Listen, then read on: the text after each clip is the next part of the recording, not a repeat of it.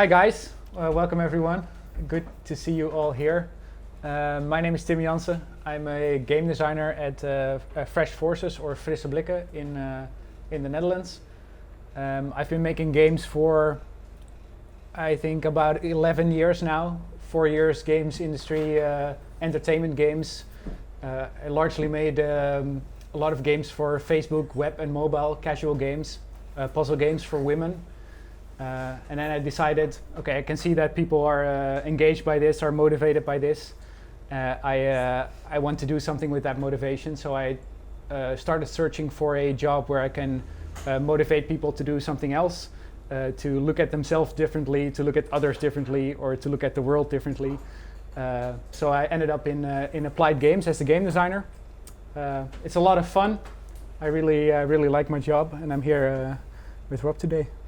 Yeah, and I'm Rob Tieben from Eindhoven. I'm a designer, researcher, entrepreneur. I have a background as a playful persuasion researcher, so how you can change behavior by using play. That was my PhD. And then I started my own company, and 5 years ago I founded Games for Health together with some colleagues. And now we're trying to make 1 billion people happy by using the power of play and games. So it's all about impact and something worthful for one person, but also scalability. And we mostly work with hospitals, pharmaceutical companies, making apps, games, board games. And yeah, I'm mostly involved in the beginning of projects, so combining the science, the game design, the prototyping, the evaluations, until we have something that works, the first prototype. And then the rest of our team makes it into something that remains working for more than a day, because that's not my skill. And I love this combination of science, game design, play, people, medical stuff. So that's me, and I'm happy to be here. Right. So we had a small discussion beforehand. I need to speak in the microphone here. Yeah. So this is kind of awkward. It's okay. It's okay? Yeah, it's okay. I like you too.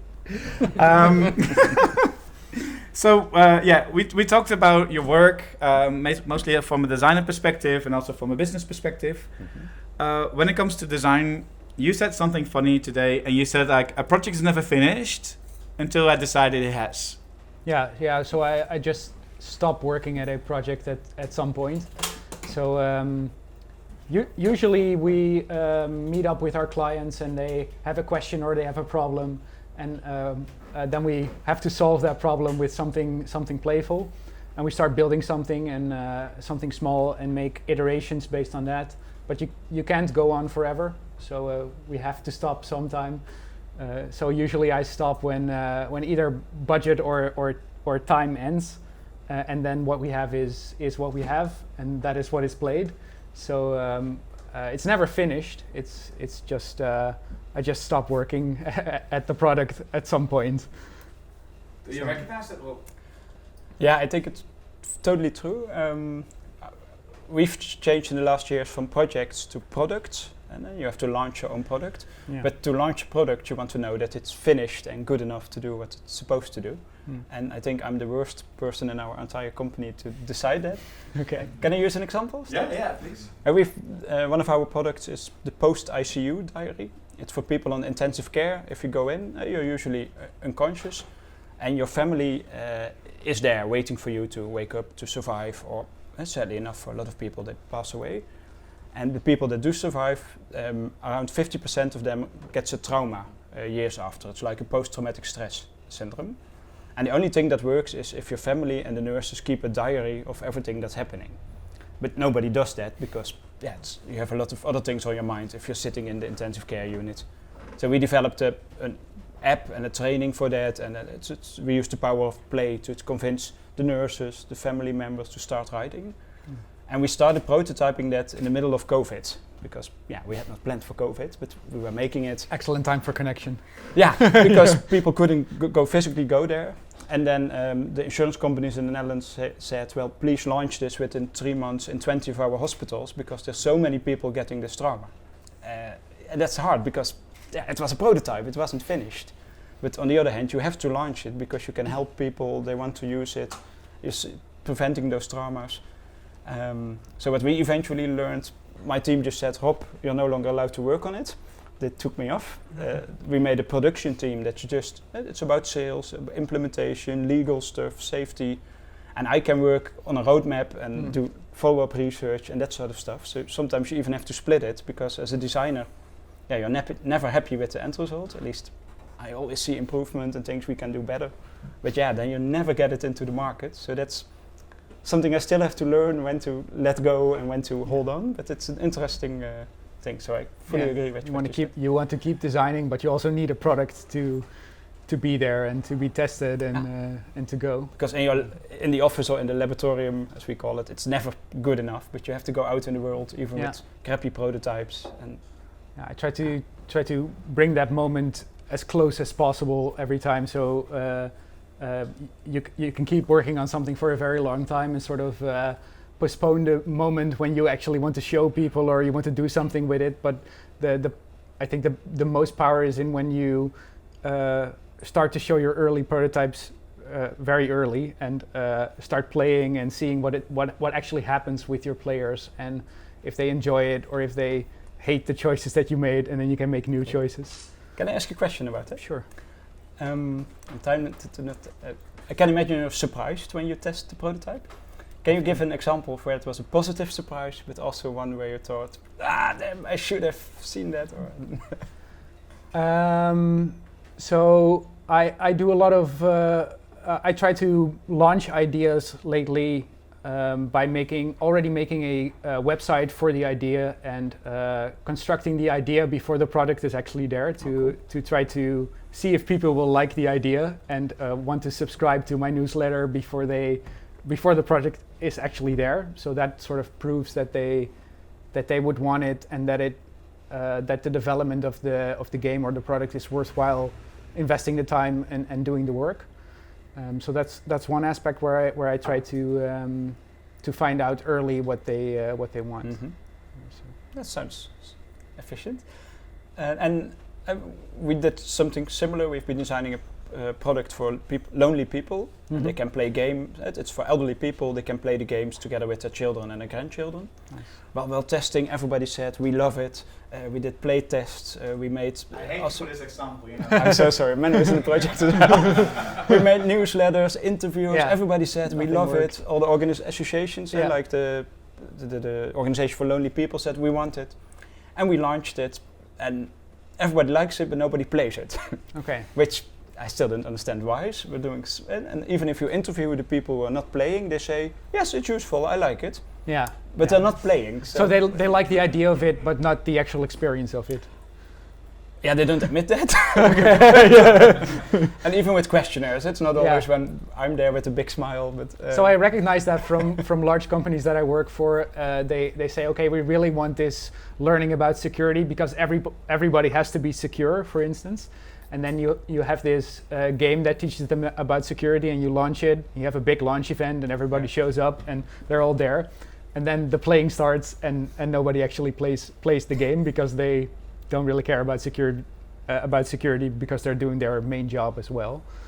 So it's also about time, finding the time to invest in that product, and also getting something back from the product that actually makes it worthwhile to invest that time. So I have had play tests of product where people were really enthusiastic about what we were making, but once it was done, they weren't going to use it, and it didn't reach the effect that we wanted it to reach. So that it can be painful testing. You can test something and totally go in there with the idea this is going to work. This is what our team thought up. It should work because we asked them a lot of questions, and then you test it in reality, and it just doesn't work. And then you have to pivot and make new design choices and try to find that thing that does work, that just lights up people's eyes and let them play. So it's always the search for that, I guess. Always the search for.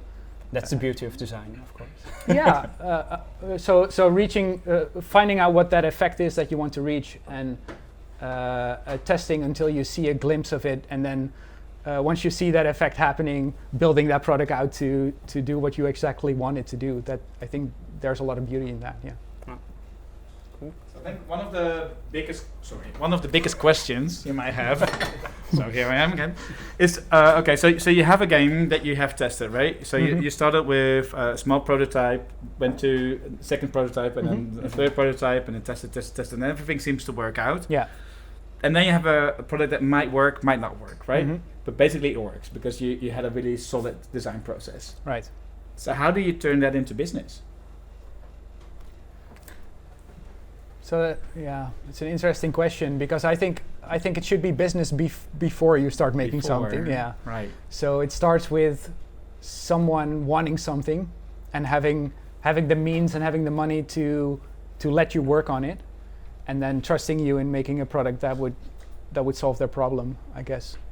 Right. So if you solve the problem, you basically have enough value to turn it into a Yeah, business. it has to have value for them. Otherwise, they will never spend their money on it. No. So. How does that feel for you? Yeah, what you also see more and more, at least in healthcare, is that the value a product or a system or service provides is not with the person using it. So that person is also not paying for it. So both with the loneliness example, the person who's lonely, he or she gets some value, but there's a lot more value in society, with insurance companies, with healthcare, and it's the same with the post-ICU diary. Yeah, if you get a trauma and you cannot work for years, that value is not just in the person, but also in the whole country. It's billions of euros, but so the business models are changing quite a lot. And I think in most innovations and interventions. That's a nice good word, though. That could work. You just test the product, but usually the business models and the value chain and who's paying for that and all the stuff I was never interested in when I was a designer.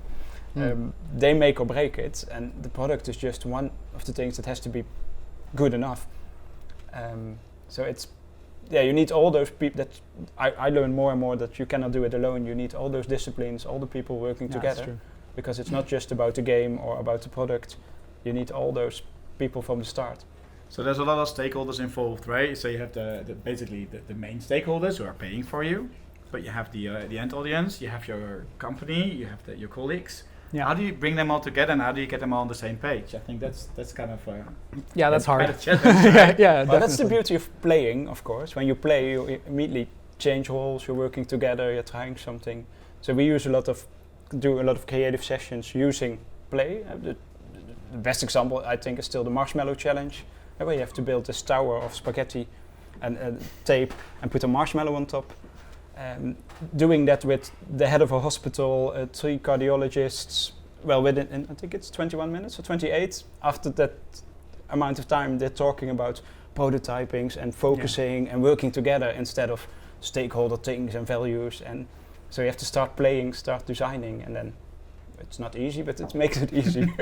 Yeah, but getting all the people in the room and getting the main stakeholders there, and also the people there that actually make the decisions but aren't your main stakeholders, because often they have bosses as well, and they want those bosses to be happy as well, and you want to sort of know what is it that makes you happy in your organization, and what kind of effect do we want to All right, so reach. but those are really broad subjects, right? So what does it mean for you as a designer? That means that I need to ask everyone I work for, how can I make you work in your organization? So how can I make you succeed? But you want to make a game, right? Yeah, definitely. So now you're working with all kinds of people. Yeah. You're not human resource, are you? Yeah. So there's always many different inputs, and one of the important inputs is how you can make your client successful.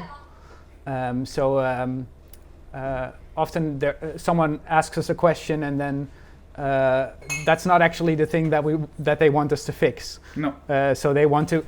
What this person actually wants is to be promoted, because they want to have their boss's job, but they can't get to that level because they didn't have a business success yet. Aww. But they're not telling us that. They're telling us we want an app. Right. Talking about that and trying to find out how can I make you succeed, but also make the product succeed, and separating the stakeholder from the person you're making the game or the product for is very important. Otherwise, those two mix, and then you have a big problem. Do you have an example of when that happened, good or bad? So, yeah, it's often the case that a stakeholder says to me, I think I know what the target audience wants. I represent the target audience. I am the target audience.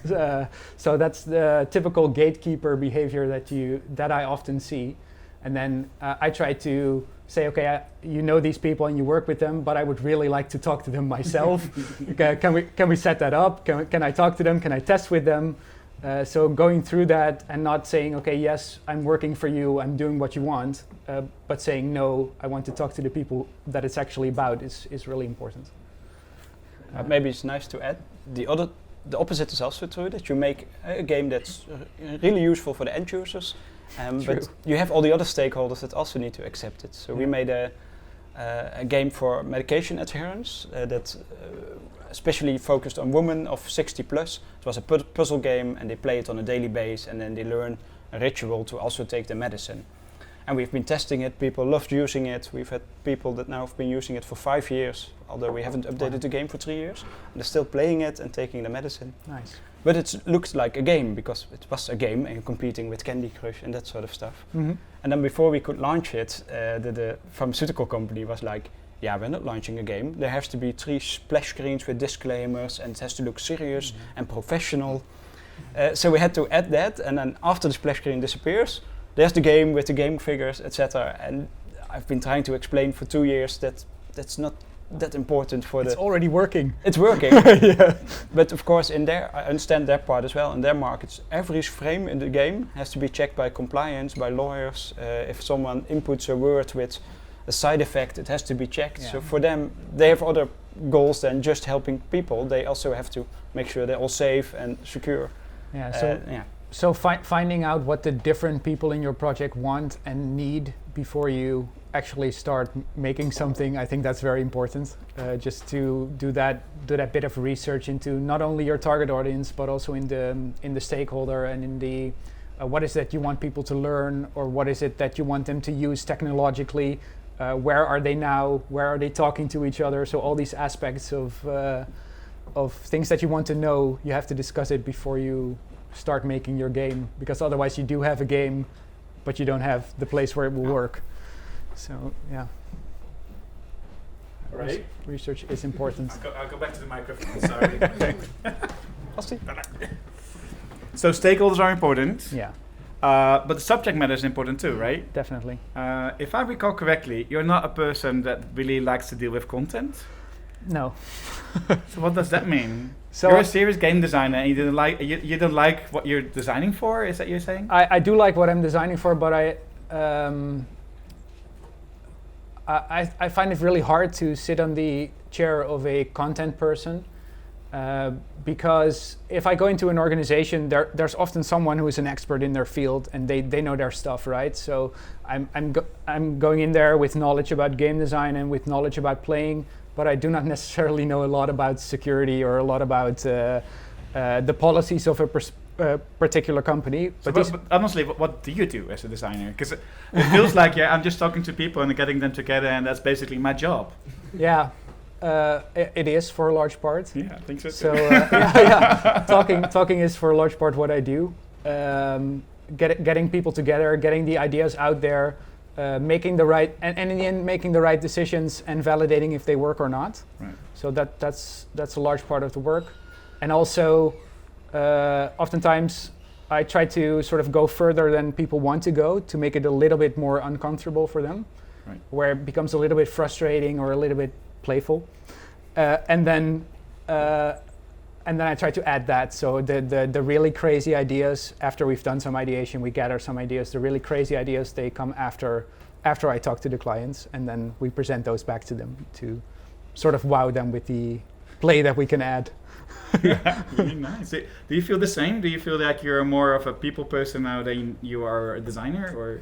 No, I think that's also different types of designers. I'm more of a sponge and a spider.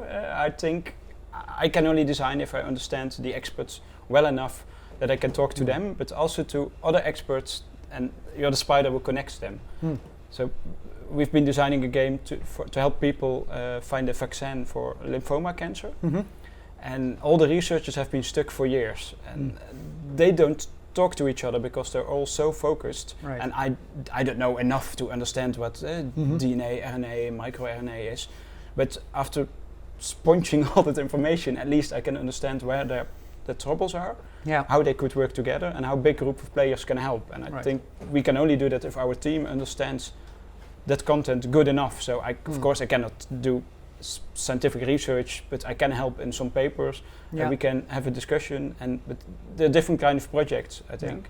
Don't get me wrong, I'm interested in what my clients want to teach their people or the target audience. I'm interested in that, but I'm not responsible for it. So I often ask a client, do you want to be responsible for the content in this project that we have? So I have this game idea that might work to achieve this effect, but we need to talk about RNA and DNA, but I have no knowledge about that. So can you add a little bit of knowledge here, a little bit of knowledge there, and then end with a conclusion of some kind? And then I ask them to step into my team and to do the work. I think that's similar, of course. Designers can never do it alone. You never have enough knowledge or content, so you always need the others. But it depends on the project or the product, how much knowledge you need to be able also to do it. Yeah. So that's an interesting. So are you copywriting in your own product? What do you mean with copywriting? So if you have a project and you're building a game or a product, do you write the texts that are in your game yourself, or? Usually for the first quick and dirty prototype we do, and then we just ask for feedback. But at the end we employ, for example, for the post-ICU diary we have a lot of nurses, but also pastors, funeral people, lawyers, and they all add to the copywriting. So everybody contributes to it. Because we cannot do it at all. We're designers, but the first quick and dirty prototype that you test after 1 day of designing, there you have to do it yourself because scientists don't know enough yet. Yeah, so that's exactly what I mean is with bringing all the people together and working on it together, getting all the expertise in the final product in the end. Yeah. So it all comes down to working together, because that sounds a bit lame. I'm sorry, it's lame. It is lame. But also, I can really resonate with that experience. Like we've done a lot of projects together, Rob and me, and it always falls down to, did you have every stakeholder involved? Otherwise, it's not a success, right? Yeah. Which is completely, maybe, I don't know shit about entertainment industry, so maybe someone else can shed a light on that.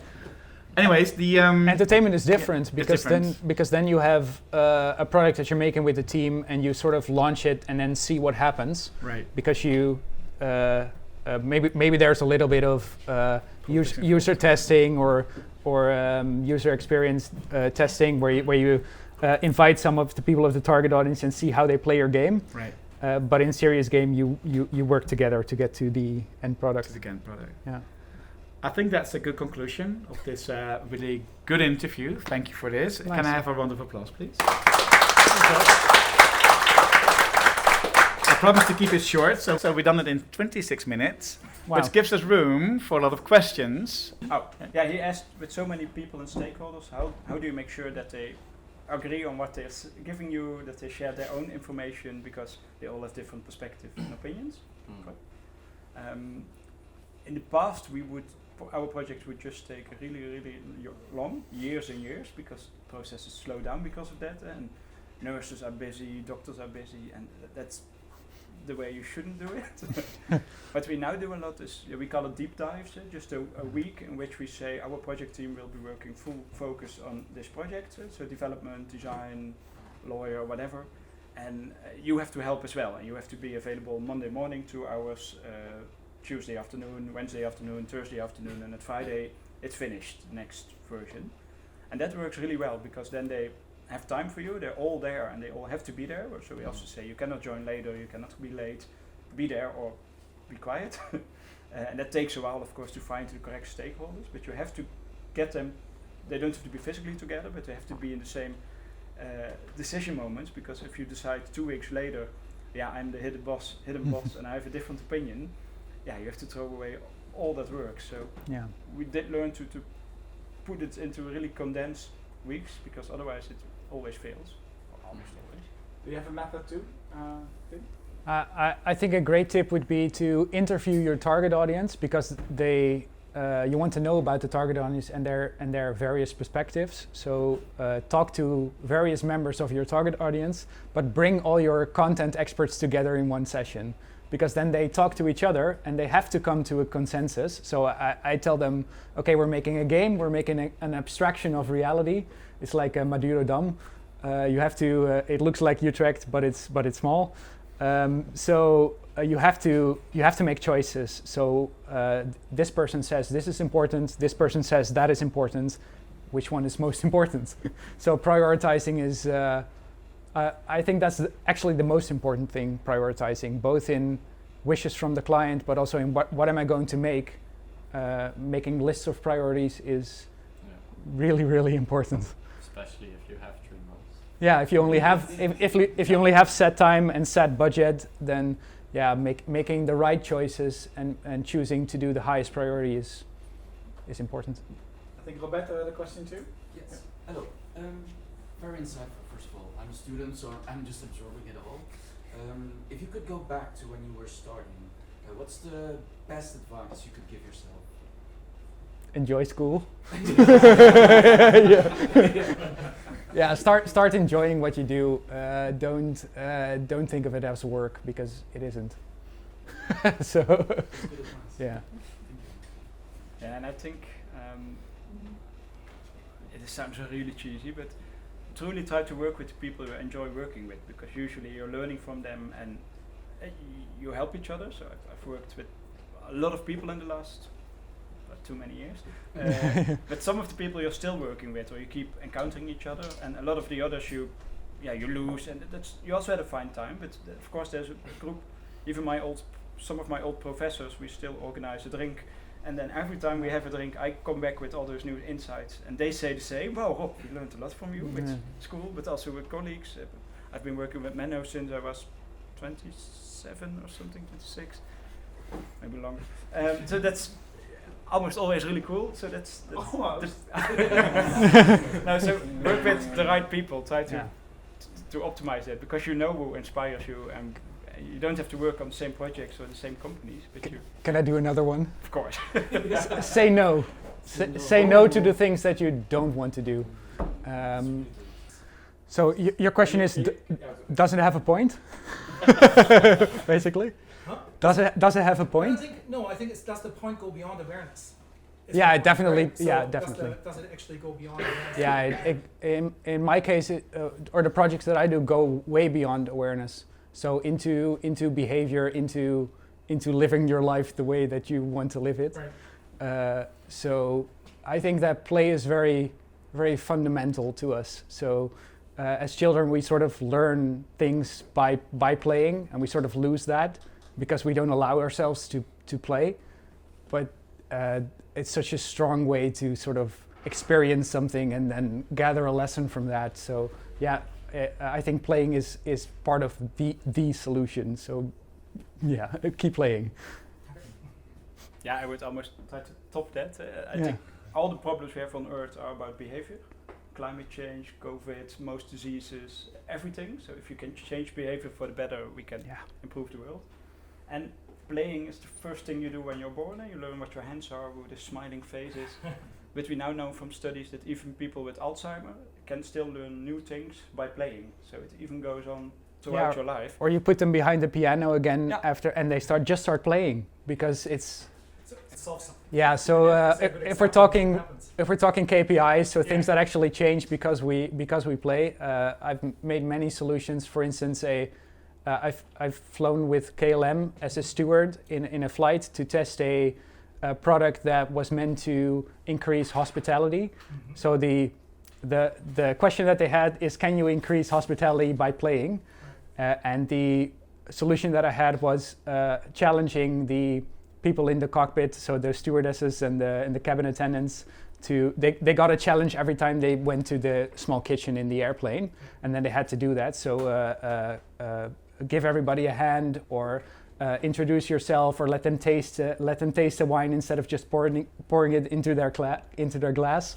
So this little bit of playing with it improved customer service by a significant amount. So it's just the act of challenge, the act of playing that actually does something.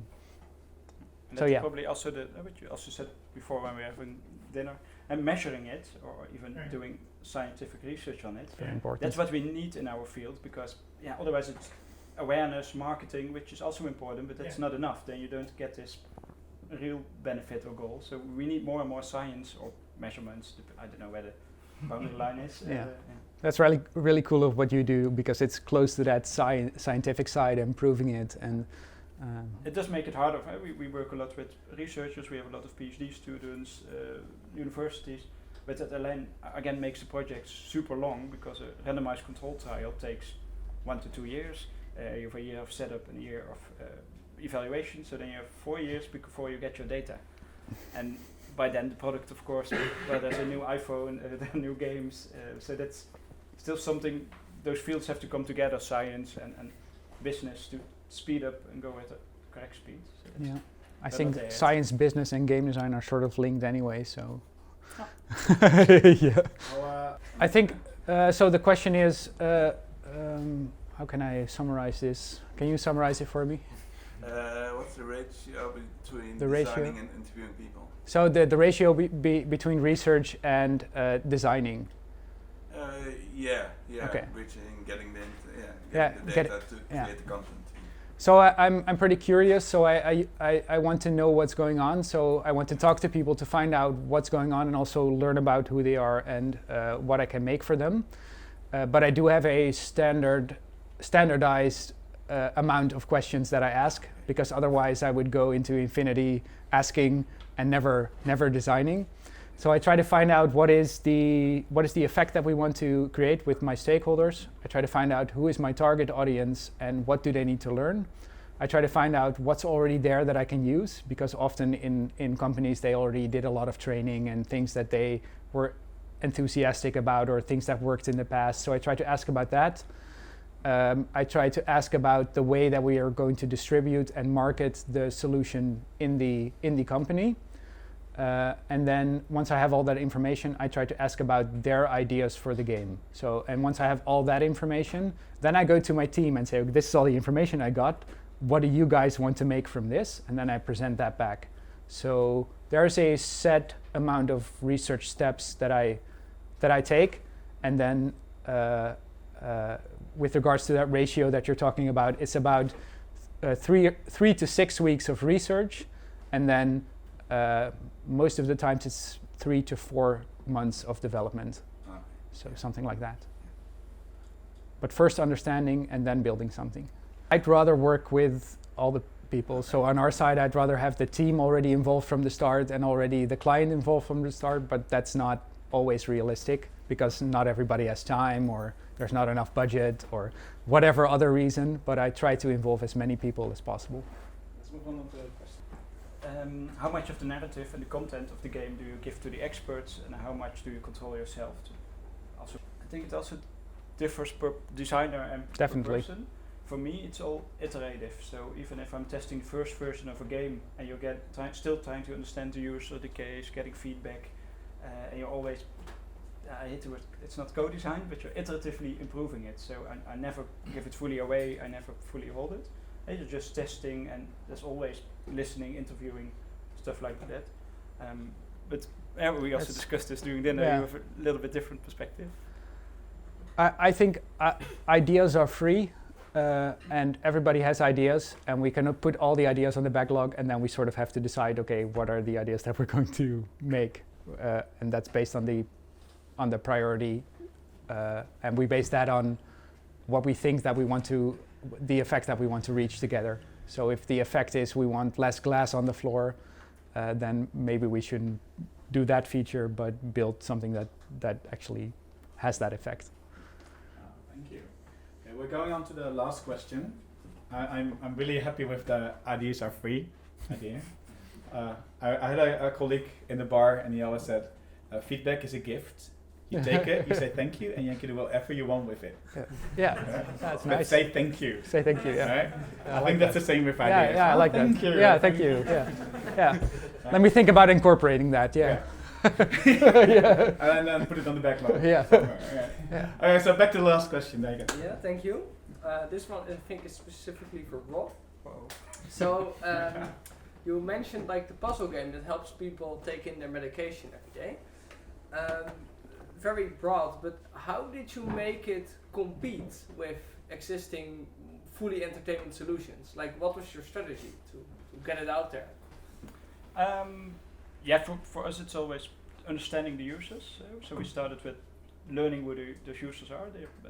Most of them, you get rheumatics or arthrose, most of them are women, 60 plus. And well, we discovered quite obvious, many of them like puzzling, but most of them really love Dutch puzzles, or even in their own dialect, their own accent. They love playing it unlimited, and back then all the existing apps, you either had to get a subscription or they were only in English. And we just made a Dutch puzzler, so we worked on a lot of dictionaries, making all the word lists and stuff like that, because back then you couldn't buy them. And we discovered that they liked it so much because of the content, but the second layer that we had not expected was that they felt, the doctor said, here you can play this game, it's good for you because you take your medicine. So they were medically approved to take a puzzle game, and that gave them some sort of excuse to play. The downside of the study was the partners also wanted to join in and start playing because they loved it, but that was not allowed for the randomized control trial. Because it's, so that was a second one, of course, giving it as a loyalty, as a gift. Here you can play this helps you, this added value of a serious game. That proves to be really powerful. We've also seen it in citizen science games we made, where people can help to find a vaccine for lymphoma cancer, or we've worked with stall catchers for Alzheimer. It's the only thing people can do against that horrible disease. Yeah. So they like the game, but they also like this added value that it, like even with the Ommetje app, you like walking and you like playing the game. So that's the benefit of serious games, that there's some added benefits. Yeah, it gives you control, gives you something to do. So you can design for that.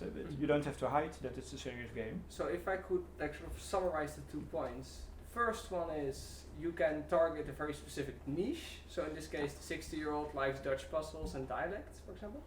And the second one would be, well, if there is a very added value, like for example, hey, you do take your medicine or you do help with lymphoma cancer, you can just state it. You don't have to hide it. And you have a big influencer called the doctor. Yeah, that's true. That's the authority works. Yeah. The second one is out. Okay, well, then I think we can wrap this up. Thank you guys for coming, and thank you guys for great presentation. Gladly, these guys are still around for the next hour, I hope. This was GameDevCafe Applied Games. We're here every month, every first Wednesday of the month, every time a different theme. Check out courage.event to check out what we do. Like and subscribe. Bring your friends. Bring your friends and join in, I don't know, whenever you can, because it's fun. Thanks again. Okay. Thanks guys.